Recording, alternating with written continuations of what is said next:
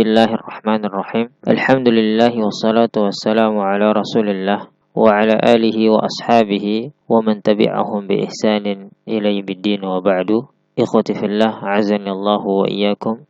Adapun hukum haram ada dua macam. Dilihat dari sisi kerusakan yang ditimbulkan, ini kembali kepada zat yang haram tersebut atau kepada yang lainnya yang menyebabkan dia haram. Dan syariat tidak mengharamkan yang haram kecuali terdapat padanya kerusakan. Yang pertama, haramun lidzatihi, haram secara zatnya, yaitu apa-apa yang ditimbulkan dari kerusakannya secara zatnya, yang tidak terlepas darinya. Maksudnya, dia tidak mungkin berubah menjadi halal secara zatnya. Misal contohnya, mencuri, riba, makan harta riba, khamr, makan bangkai, daging anjing, daging babi, membunuh seseorang tanpa hak, dan seterusnya dari contoh-contoh haram lidzatihi. Maka seseorang muslim tidak halal bagi dia untuk mengerjakan yang haram ini. Dan jika dia kerjakan, maka dia mendapatkan dosa.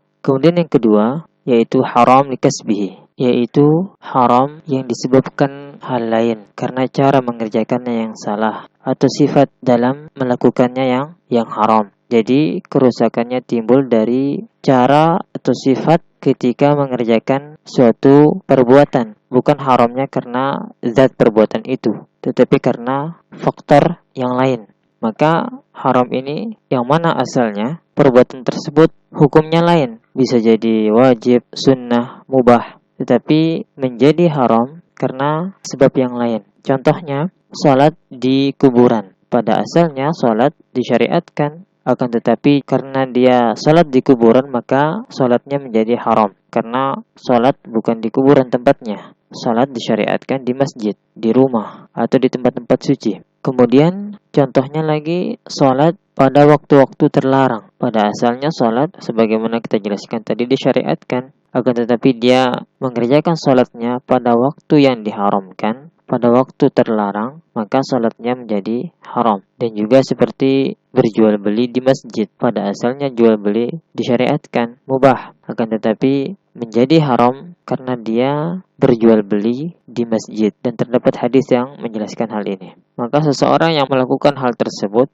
dia berdosa. Kemudian dalam hukum haram ada apa-apa yang diharamkan secara zat tidak menjadi halal kecuali dalam keadaan darurat. Artinya haram secara zat menjadi boleh ketika dalam keadaan darurat. Contohnya makan bangkai, hukumnya haram lidzatihi, haram karena zatnya, dan tidak dibolehkan makan bangkai kecuali ketika dalam keadaan darurat, seperti tidak ada makanan yang lain dan ditakutkan kemudaratan atau kebinasaan akan menimpa dirinya kalau dia tidak makan bangkai. Maka ketika seperti ini dibolehkan, akan tetapi sesuai kadar yang dibutuhkan saja, tidak melebihi kadar yang dibutuhkan. Dan juga sama halnya dengan makan apa-apa yang diharamkan, makan babi dan seterusnya.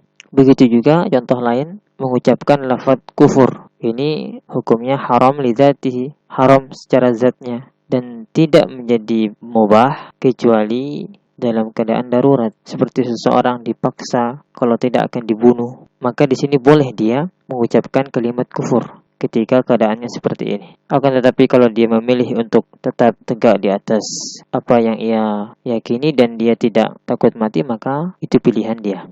Semoga bisa dipahami. Wassallallahu ala nabiyyina Muhammad wa akhiru da'wana alhamdulillahi rabbil alamin.